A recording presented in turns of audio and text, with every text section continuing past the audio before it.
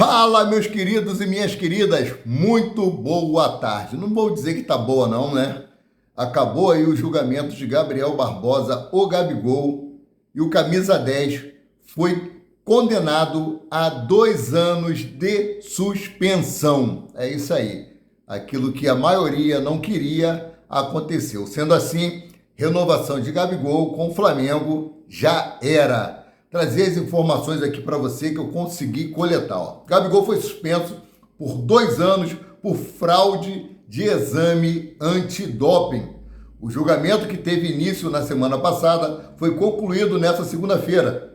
O atacante do Flamengo foi julgado nesta tarde pela Justiça Desportiva Antidopagem em sessão que durou pouco mais de 2 horas. A pena começou a valer a partir de 8 de abril de 2023, quando foi realizado a coleta no CT do clube. Portanto, ele está impedido de jogar até abril de 2025. Ainda cabe recurso, com certeza o seu advogado vai recorrer.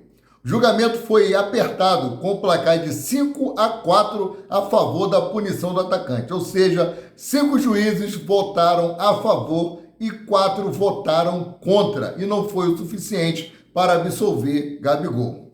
Gabigol foi acusado aí por infração ao artigo 122 do Código Brasileiro Antidopagem, que se refere a fraude ou tentativa de fraude de qualquer parte do processo de controle. O Código prevê suspensão de até 4 anos em caso de condenação. A defesa contou com testemunho de LC Cameron, bioquímico, que foi chamado para discutir métodos e técnicas de detecção de exame antidoping.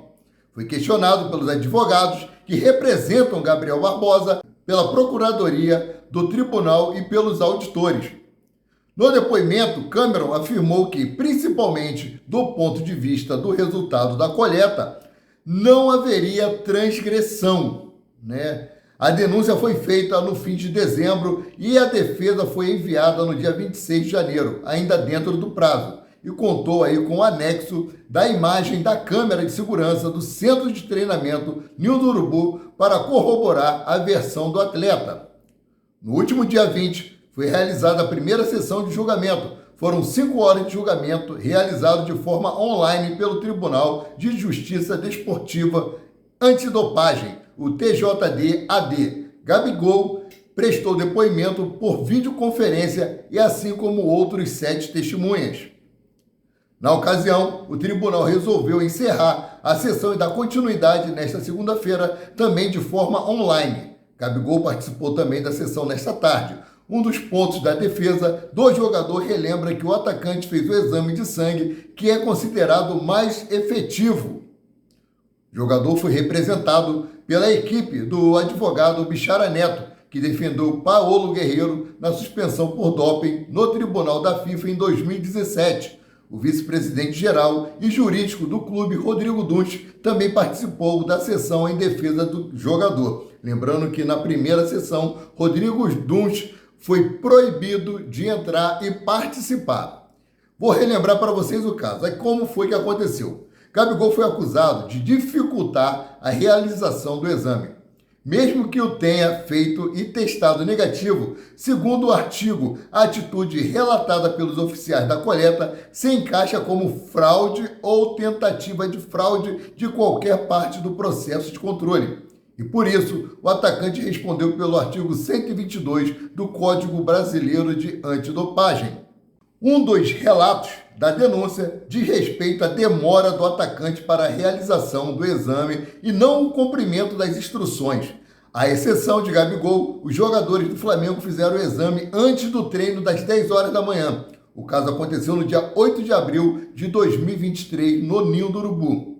De acordo com os responsáveis pelo exame, o jogador não se dirigiu a eles antes do treino. Depois da atividade, os ignorou e foi almoçar.